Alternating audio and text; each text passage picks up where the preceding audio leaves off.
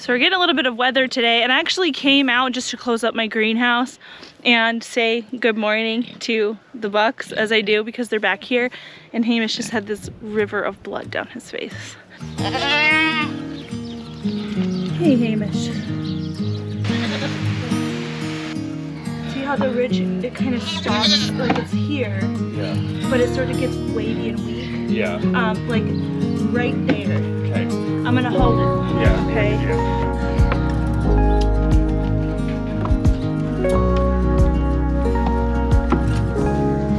I'm gonna hold him against the wood, okay? You want like right here? Yeah.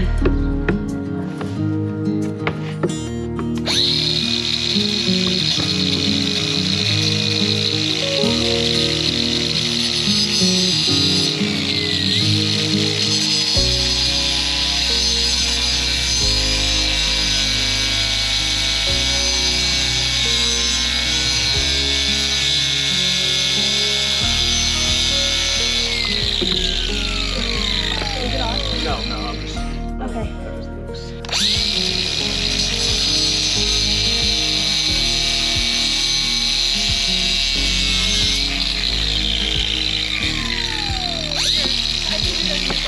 Okay, yeah, it'll miss. Okay. Alright, buddy, that was good. Very good. I didn't have a freaking choice.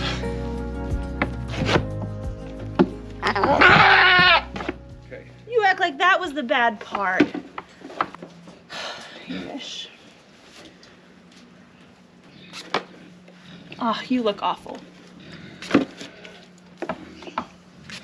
Okay. So he's recently been housed with our Wether Tumnus, and Tumnus has huge, beautiful horns, but clearly they're a little bit too much for Hamish's Scurs. So one of the ways that these kinds of Scurs can be avoided is doing the figure-8 disbudding method, and that's the method that I used on all of our bucks this year that needed disbudding. So Titus got the figure-8 disbudding, and so far Titus is 9 weeks old now. He doesn't show any Scurs coming up. Now I think at 9 weeks old Hamish didn't have any Scurs. I bought him when he was 12 plus weeks old, and he barely had one tiny little scur coming through. So if I see that on Titus or any other future bucks, what I'm going to do is, you know, reburn them at that point. It kind of sucks to reburn baby goats later on because they're a lot bigger, they're a lot stronger, and they don't fit as well in the disbudding box. So it's just a little bit extra work to do that, but it clearly beats having to deal with something like this. You ready to go back? What I'm gonna do is actually flip my goats around again. I am gonna stick him in with Titus, who doesn't have horns, and with Havoc, who is polled. He doesn't have horns, he's naturally hornless. And I'm gonna put Odie, who does have horns, and Tumnus in the same area because they are much more equally matched. Because I kind of wonder if Tumnus's horn got caught under it and pulled it back. You ready to go? All right, come on, let's go this way. I know you're mad at me. Come on. So we're getting a little bit of weather today, and I actually came out just to close up my greenhouse and say good morning to the bucks, as I do because they're back here, and Hamish just had this river of blood down his face. Much different than the little trickle that he had the other day. I'll put a picture of that right here. And I noticed that the horn scur was really like displaced. I knew it was on its way off and that it just had to come off. So what I did was I actually just put him in the head catch and ripped it off. And it didn't cause that much more bleeding, so I think it was mostly off. Anyway, I wanted to get it off so that nothing would get stuck up under there. I could clean it properly, and hopefully it doesn't come back, but it totally might. Still bleeding like a tiny bit. I have a feeling that it's gonna stop pretty quickly, and if I wanted to, though, if I needed to, they make a product called blood stop powder, but I don't have that. However, I do have a lot of cornstarch, and that works just as well. So here's the horn scur that was basically hanging by a thread that I took off.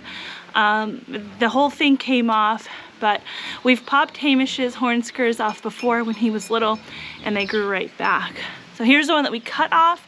We cut it off where we thought there wasn't a blood supply, which was a good call. He's already bled enough, and there's really no sense in making him bleed. Just making him comfortable was really the goal. The other horn scur had actually curled back under, and it was actually kind of underneath the base of this one. So I don't know, maybe this horn scur was making this one come off, and then fighting with tumnus just made it that much worse.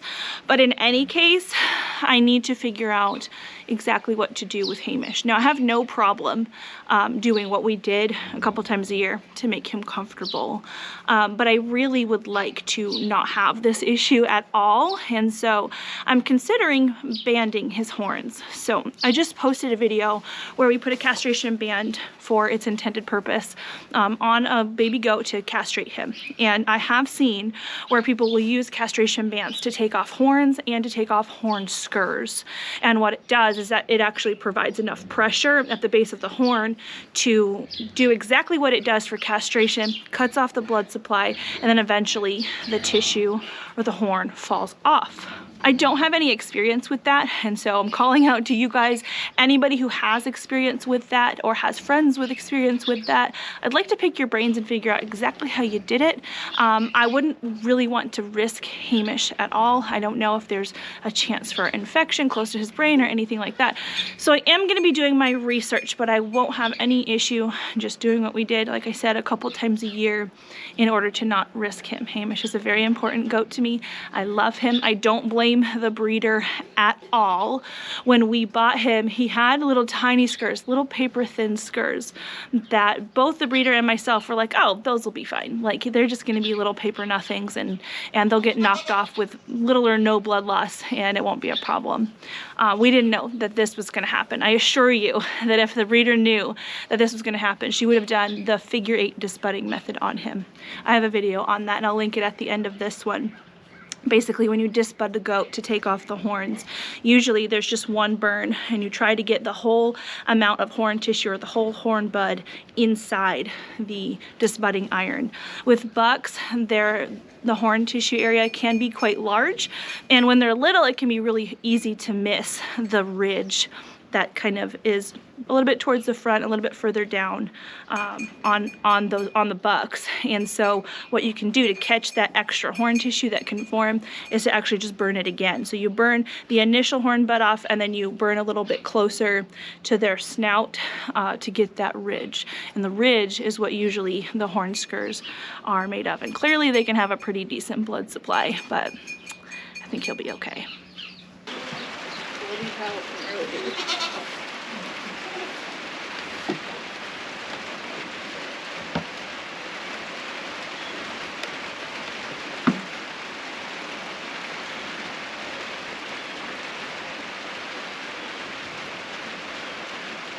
So I did end up needing to put a little bit of cornstarch on Hamish's head.